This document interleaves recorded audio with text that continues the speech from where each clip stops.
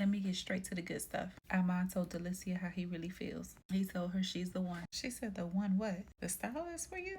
No, the one I want to date. The one I want to be with. She told him he was crazy. What about Shayla? He's with Shayla. She told him she was going to get him the money back. He told her not to. A tip is a tip. So is she going to tell Shayla? I mean, honestly, I feel like even if she do tell Shayla, Shayla ain't gonna believe her, and she'll probably kick her out the house because they're gonna get into it. And Delicia will probably call Iman or run straight over there to his house. And well, Dalen kicked Noelle out. But let's give y'all some backstory. Noelle went over there to check Keisha about telling Dalen about the pregnancy test. Carter ran up on Noelle while she was at Dalen's house. The entire time, Noelle did nothing but play victim, like she was so innocent. Carter brought up Kelvin. Noelle pushed her and told her she better never bring up Kelvin's name ever again. She told her that in secrecy. Well, Carter said she ain't leaving without Noelle and started trying to force her in the car. Dalen comes outside. He runs outside. He pushes them apart. He asks what the heck is going on. Well, Carter spilled half of the beans. Carter said her and Noelle got some secrets. She told Dalen that her and Noelle was supposed to go to Belize together. It was supposed to be a special rendezvous. And of course, the whole time Noelle played victim,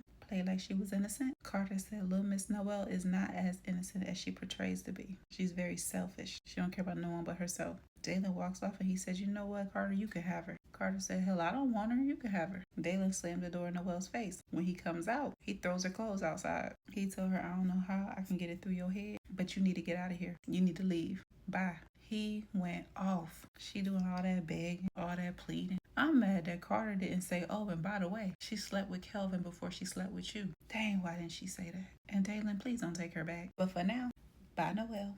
Go on and run over there back to Keisha's house. You're going to have to swallow your pride when you go back over there. And I hope Keisha ain't at home. Because, I mean, you was the one that said that you don't think they should live together no more. Then we got Rolanda and Natasha. Rolanda asked Natasha if she thinks she's getting in between her and Kendrick's relationship. Because she don't know what's wrong with him. Ever since she checked him about the whole Don situation, he been acting real funny towards her. Well, Natasha told her ain't nothing she need to worry about. And girl, you already know why Kendrick acting funny. He mad because he knows that you onto him. And he know that you gonna tell Natasha. Well, while Natasha and Rolanda was having the time of their lives in the backyard planning Thanksgiving, Kendrick comes out there upset, acting all demanding and controlling. Call himself trying to check Natasha because she did not ask him about them two spending Thanksgiving together. He was being mad, rude, and disrespectful to Rolanda. Them two got into it. Rolanda said, what is your problem with me? He told her to get up out his face with that masculine energy. Okay, so if Rolanda got masculine energy, then I guess you got simp energy. Them two get into it. Rolanda leaves. Natasha, you don't find it strange? I'd be damned if my friend leave.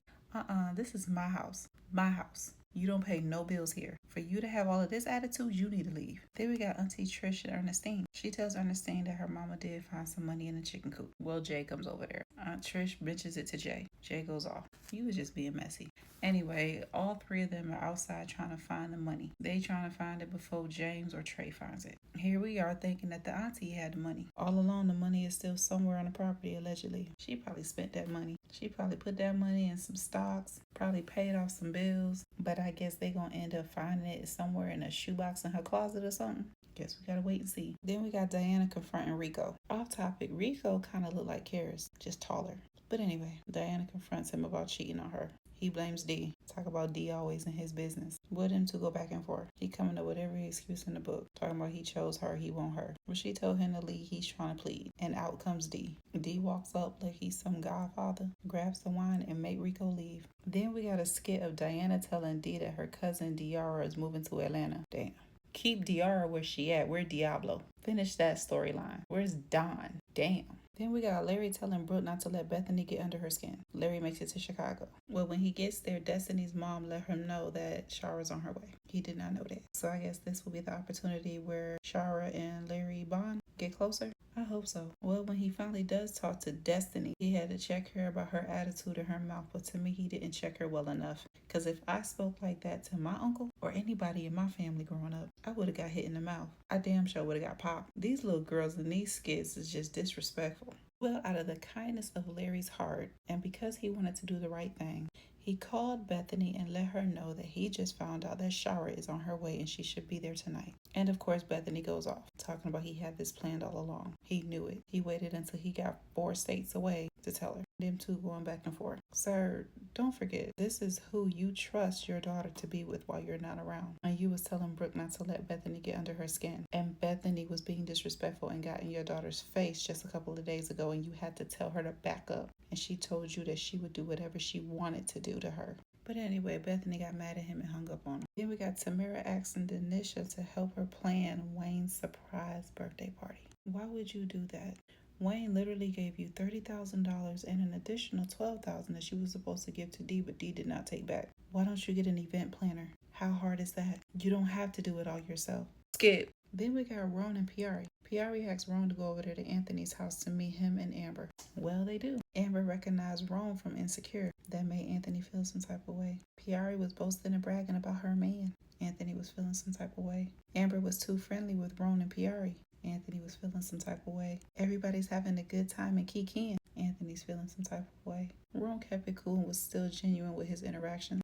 Anthony still feels some type of way. Ron mentioned that he met Piari through Wayne and brought up that he is Iman's friend. Anthony feels some type of way. It don't matter what goes on tonight, Anthony is still going to feel some type of way. So hopefully one thing that does get achieved tonight, I hope Ron brings up the fact that Anthony just walks in Piari's house. Because I know Amber probably don't know that man got a key to her house. Then we got DC and Rosie. Things are getting real suspicious. He tried to get some from her. She wasn't in the mood. He asked her to drop the charges that she has against Sarah Oliver. She said she'll do it. She got enough going on right now. All along while they're in the house, her ex-husband twin brother is sitting outside stalking her. So she was making eggs, but she was boiling hot water on the back eye. Well, Rosie gets a call from a homicide detective. They once again describe her husband's killer. Tattoo on hand or a little bit lower, tall. They want her to come down to the precinct just to see if it's somebody she know. Well, there's a knock on the door. It's the husband's twin brother. He wants to know where Rosie is. DC answers it. DC let him know that Rosie is busy right now. She's doing something. He said, what you mean she too busy to come down here? DC said, yeah, she's on the phone with the detective right now. Why would you say that, DC? Now the husband twin brother over there thinking, detective. Now he's shaking in his boots. And watch, DC gonna go up there, tell Rosie what he done told him, and now she gonna be 10 times scared. I honestly feel like the person she really trying to hide from is him. She just don't know it yet. And I hope she took that plan B, because if she pregnant, he probably did it on purpose. Libby and Terry scared. She got a split lip, but he doesn't have any scratches on him. He over here acting like he all big and bad, talking about he want Libby to unleash the crazy. Well, I don't think she needed to do that, because Sydney man got arrested. He in there going off on Sydney. Sydney said she thinking about just dropping the lawsuit. All of this is too much. Well, they get a knock on the door. It's the police. The whole time he was getting arrested, Sydney was sitting there smiling. You called the police, didn't you, girl? You should have did it sooner. But anyway, Trill set the record straight with Trap. Told him he don't mind him staying there, but he got no say-so of who is allowed to stay there and who is not. He don't pay no bills there. Trap had a whole lot of mouth for Hollywood and Uncle Doodoo. Jojo for Jodeci was over there stuttering when he was talking to Trill. He went in the house and told Hollywood he had a change of heart. Melissa's daddy could stay for a couple days. Well, Hollywood told Melissa's dad, let him know it's only for a couple of days. She was being real cold with him. Him and Melissa's out and about. He's trying to find places to stay. My thing is this. With his record, you already know he ain't going to be able to get an apartment on his own. So how hard is it for you to get an apartment in your name, Melissa, and just have your daddy living there? They just need an address. They don't need him to have a lease in his name. He just need an address. That's it, girl. You're making it harder for the man. Well, the last apartment done told him no. He damn near flipped out and scared the hell out of the girl that was showing him the apartment. He leave. Chastity, Skip, and Skip. Sarah and her sister, Skip. But I'm not gonna lie, those kids are really, really cute with them in Hawaii. They're having a really, really good time. I didn't really skip them. It's really wholesome. They pulled a prank on the men. All the men were wearing the same shirt. That was cute. Freaking face, Skip. Dom telling Brianna that she needs to stay in her place. Skip. Baby Dom done met her match with Brianna. Brianna said, last time I checked, Greg is my boss. He's the one that hired me. And his name is the one that's on my checks. Dom, I can rest assured, girl, you ain't gonna win this one.